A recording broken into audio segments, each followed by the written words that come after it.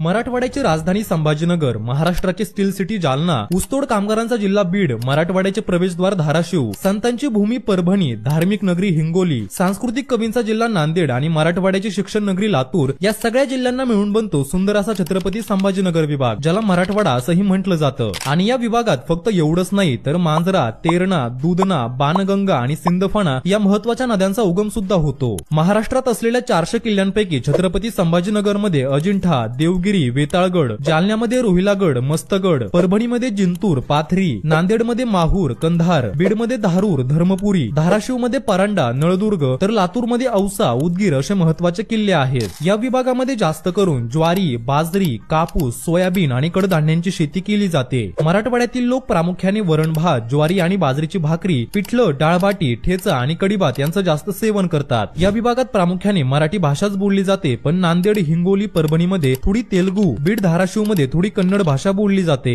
हा विभाग महाराष्ट्राच्या जीडीपी मध्ये 15 ते 20% योगदान देतो आणि या विभागातला सर्वात श्रीमंत जिल्हा संभाजीनगर तर सर्वात गरीब जिल्हा बीड आहे। तर छत्रपती संभाजीनगर विभागातील तुमच्या मित्रांना हा व्हिडिओ शेअर करा।